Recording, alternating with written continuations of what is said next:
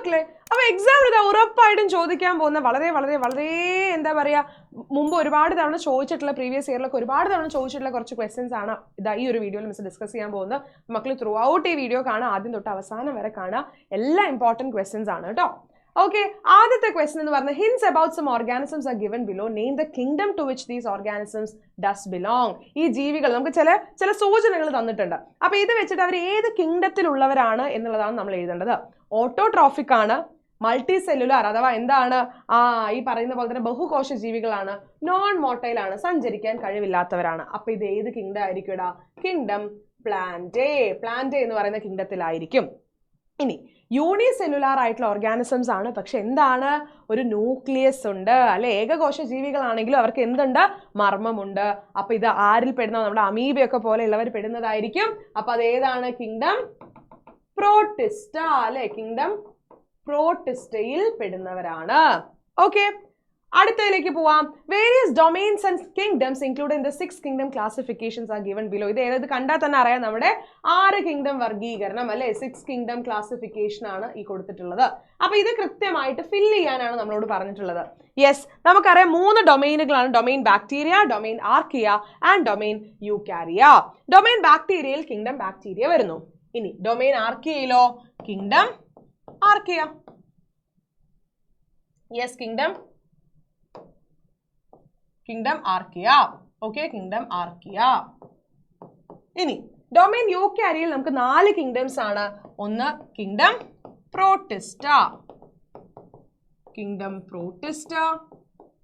ഇനി ആരാണ്? അത് കഴിഞ്ഞാൽ കിങ്ഡം ഫംഗി അല്ലെ, കിങ്ഡം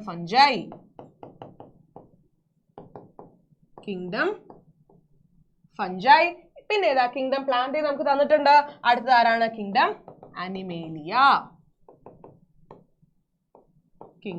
അനിമേലിയ.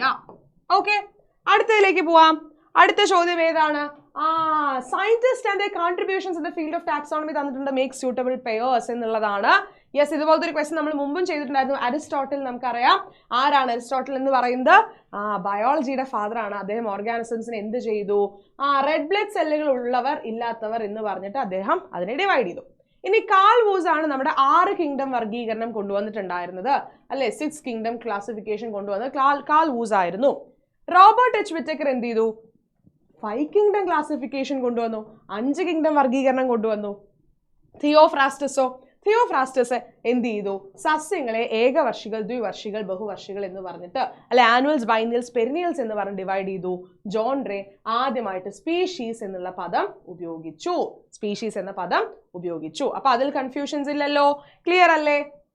അടുത്ത ചോദ്യം, given below is A concept aroused in A seminar on the modern agricultural practices. Analyse this and answer the questions. എന്താണ് പറഞ്ഞിരിക്കുന്നത്? മണ്ണില്ലാതെയും കൃഷി ചെയ്യാം എന്ന് പറയുന്ന ആധുനിക കൃഷി രീതിയെ പറ്റിയിട്ടുള്ള കുറച്ച് സെമിനാറിലൊക്കെ ഉയർന്നു വന്ന എന്താ പറയുക ആശയമാണ് ഈ ഒരു സംഭവം. ഒരു സെമിനാറിൽ ഉയർന്നു വന്ന ആശയമാണ് മണ്ണില്ലാതെ കൃഷി ചെയ്യാം എന്ന് പറയുന്നത്. അപ്പൊ നമ്മളോട് ചോദിച്ചിരിക്കുന്ന ചോദ്യം എന്ന് പറയുന്നത് ഇത്തരത്തിലുള്ള 2 കൃഷി രീതികളുടെ പേര് എഴുതാനാണ് പറഞ്ഞിട്ടുള്ളത്. അപ്പൊ മണ്ണില്ലാതെ കൃഷി ചെയ്യുന്ന ഏത് രീതി നിങ്ങൾക്ക് എഴുതാം. ഇപ്പോൾ ഫോർ എക്സാമ്പിൾ നമുക്ക് ഏത് പറയാം? പോളി ഹൗസ് ഫാമിംഗും എഴുതാം, അതുപോലെ തന്നെ പ്രിസിഷൻ ഫാമിംഗും എഴുതാം. നമുക്ക് എഴുതാം. യെസ്, ഇനി അടുത്ത് നമ്മളോട് ചോദിച്ചിട്ടുള്ള മറ്റൊരു കാര്യമാണ്, ഇത്തരം കൃഷി രീതികൾ കൊണ്ടുള്ള ഏതെങ്കിലും 2 സോറി കേട്ടോ മക്കളെ, സോറി മിസ് മണ്ണില്ലാതെ എന്ന് പറയുമ്പോൾ നമുക്ക് മറ്റേ 2 നമ്മുടെ എഴുതുന്നുണ്ട് കേട്ടോ. ചെറിയൊരു കൺഫ്യൂഷൻ, അത് മിസ് ജസ്റ്റ് ഒന്ന് ചെറുതായിട്ടൊന്ന് കിളി പോയതാണ്. ഏതാണ്? നമ്മുടെ എയറോപോണിക്സും അതുപോലെ തന്നെ ഹൈഡ്രോപോണിക്സും. അതുപോലെ തന്നെ ഹൈഡ്രോപോണിക്സും ആണ് 2 രീതികൾ എന്ന് പറയുന്നത്. അപ്പൊ ഇതുകൊണ്ടുള്ള ഈ കൃഷി രീതികൾ കൊണ്ടുള്ള ഏതെങ്കിലും 2 നേട്ടങ്ങൾ എഴുതാനാണ് പറഞ്ഞിട്ടുള്ളത്. ഒന്ന്, മണ്ണില്ലാതെ ചെയ്യുന്നതായതുകൊണ്ട് എയറോപോണിക്സും ഹൈഡ്രോപോണിക്സും രണ്ടിലും നമുക്ക് മണ്ണ് വേണ്ട. അതുകൊണ്ട് നമുക്ക് എന്താണ്, കുറെ സ്പേസ് അല്ലെ, നമുക്ക് ചെറിയ സ്പേസിലും ചെറിയ ഒരു സ്ഥലത്തും നമുക്ക് എന്ത് ചെയ്യാൻ പറ്റും? സ്മോൾ സ്പേസിലും നമുക്ക് കൃഷി ചെയ്യാനായിട്ട് പറ്റും. നമുക്ക് എന്ത് ചെയ്യാം?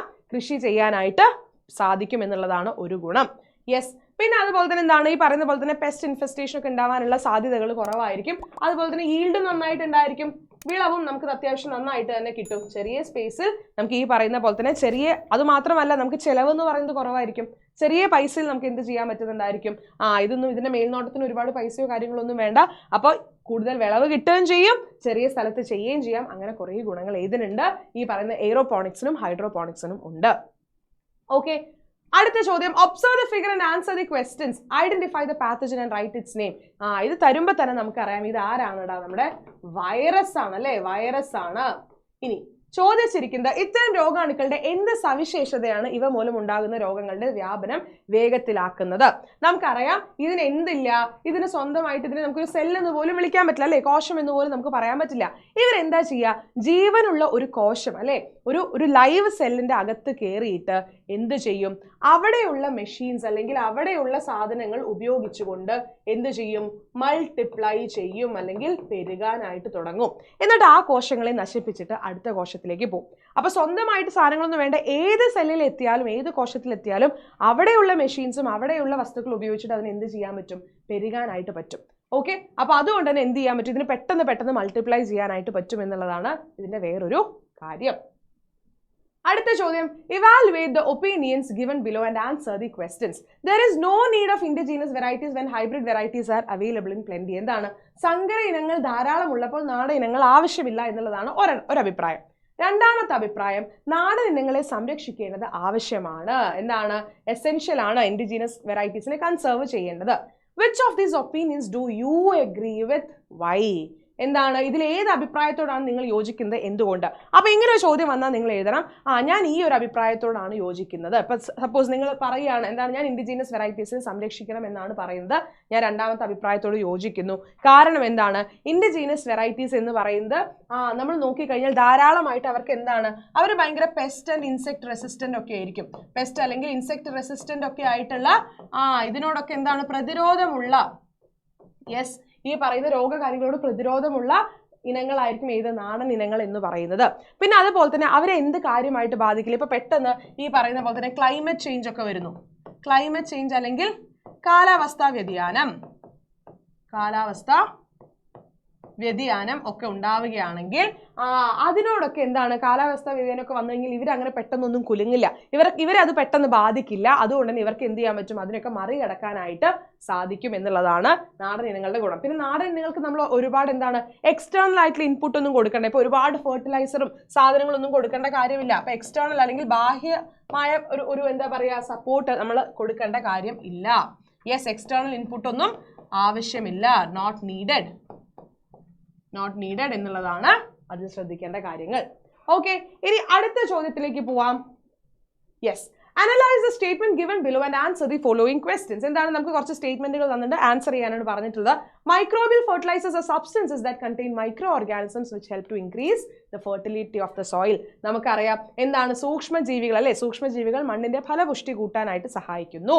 ഇത്തരത്തിൽ വളങ്ങളായിട്ട് ഉപയോഗിക്കുന്ന 2 ബാക്ടീരിയകളുടെ പേര് എഴുതാനാണ് പറഞ്ഞിട്ടുള്ളത്. ഏതെങ്കിലും 2 ബാക്ടീരിയ എഴുതിയാൽ മതി. ഇപ്പൊ നമുക്ക് ഏതെഴുതാം, റൈസോബിയം എഴുതാം, അതേപോലെ തന്നെ ഏതാണ്, അസറ്റോബാക്ടറും എഴുതാം. അപ്പൊ ഏതെങ്കിലും 2 എണ്ണത്തിന്റെ എഴുതിയാൽ മതി കേട്ടോ. ഇത്തരം വളപ്രയോഗം നടത്തുമ്പോൾ സ്വീകരിക്കേണ്ട മുൻകരുതലുകൾ എന്തൊക്കെയാണെന്നാണ് ചോദിച്ചിരിക്കുന്നത്. നമുക്കറിയാം മൈക്രോബിയൽ ഫെർട്ടിലൈസേഴ്സ് ഉപയോഗിക്കുമ്പോൾ നമ്മൾ എന്ത് ഉപയോഗിക്കരുത്, കെമിക്കൽ ഫെർട്ടിലൈസേഴ്സ് അഥവാ രാസകീടനാശിനികൾ അല്ലെങ്കിൽ രാസവളങ്ങൾ ഉപയോഗിക്കരുത്. രാസവളങ്ങൾ എന്ത് ചെയ്യരുത്, ഉപയോഗിക്കാൻ പാടില്ല. കാരണം അപ്പോൾ ഈ മൈക്രോബിയൽ ഫെർട്ടിലൈസേഴ്സിന് ഒരു ഗുണവും ഇല്ലാതെ പോകും. യെസ്, ഇനി അതേപോലെ തന്നെ ചില ഫെർട്ടിലൈസറുകളൊക്കെ എന്താണ്, ചില മൈക്രോബിയൽ ഫെർട്ടിലൈസർ ഒക്കെ ക്രോപ്പ് സ്പെസിഫിക് ആണ്. അതായത് ചില ക്രോപ്പുകൾക്ക് ചില ഫെർട്ടിലൈസേഴ്സ് നല്ലതായിരിക്കും. അപ്പൊ അത് ഏതാണ്, ആ ഒരു ക്രോപ്പ് ഏതാണ് അല്ലെങ്കിൽ ആ ഒരു സസ്യം ഏതാണ്, ആ ഒരു നമ്മൾ വളർത്താൻ ഉദ്ദേശിക്കുന്നതിൽ ഏതാണ് നല്ല സസ്യം ഈ ഒരു ബാക്ടീരിയക്ക് എന്നൊക്കെ നോക്കി നമുക്ക് എന്ത് ചെയ്യാൻ പറ്റും, ഉപയോഗിക്കാനായിട്ട് പറ്റും. അപ്പൊ കെമിക്കൽ ഫെർട്ടിലൈസേഴ്സ് ഒരിക്കലും ഉപയോഗിക്കരുത്. പിന്നെ എന്താണ്, ഇവർക്ക് വേണ്ട രീതിയിലുള്ള നല്ല രീതിയിലുള്ള അറ്റ്മോസ്ഫിയർ അവിടെ ഒരുക്കി കൊടുക്കണം. ഈ മൈക്രോബ്സിന് കൃത്യമായിട്ട് ഫങ്ഷൻ ചെയ്യാൻ വേണ്ടിയിട്ടുള്ള ഒരു എൻവയോൺമെന്റ് അവിടെ ഒരുക്കി കൊടുക്കണം എന്നുള്ളതാണ് മറ്റൊരു കാര്യം. Yes, the various levels of classification of lion based on the 6 kingdom classification are given below. Complete the table എന്നാണ് പറഞ്ഞിട്ടുള്ളത്. എന്താണ്, സിംഹത്തിന്റെ ഡൊമെയിൻ എന്ന് പറയുന്നത് യൂക്കാരിയാണ്. ഇനി ഏതാണ്, അനിമേലിയ എന്ന് പറയുന്നത് എന്താണ്, സിംഹത്തിന്റെ കിങ്ഡം ആണ് അല്ലെ. അനിമേലിയ എന്ന് പറയുന്നത് അതിന്റെ കിങ്ഡം ആണ്. യെസ്, കിങ്ഡം ആണ് അനിമേലിയ എന്ന് പറയുന്നത്. ഇനി പാന്തറ എന്ന് പറയുന്നത് എന്താണ്, അതിന്റെ ജീനസ് ആണ്. ഇനി ഫൈലം ഏതാണ്, ഫൈലം എന്ന് പറയുന്നത് ഫൈലം കോർഡേറ്റ. കോർഡേറ്റ കോർഡേറ്റ എന്ന് പറയുന്ന ഫൈലമാണ്. ക്ലാസ് എന്ന് പറയുന്ന മമേലിയാണ്. ഓർഡർ എന്ന് പറയുന്നത് എന്താണ്? കാർണിവോറ. കാർണിവോറ. ഇനി ഫാമിലി എന്ന് പറയുന്നത് എന്താണ്? ഫെലിഡേ. നമ്മുടെ പൂച്ചയുടെ ഒക്കെ അതേ ഫാമിലിയാണ്. ഇനി ജീനസ് നമ്മൾ പറഞ്ഞു പാന്തറയാണ്. സ്പീഷീസ് എന്ന് പറയുന്നത് പാന്തറ ലിയോ. പാന്തറ ലിയോ എന്നുള്ളതാണ് നമ്മുടെ ലയണിന്റെ സയന്റിഫിക് നെയിം എന്ന് പറയുന്നത്.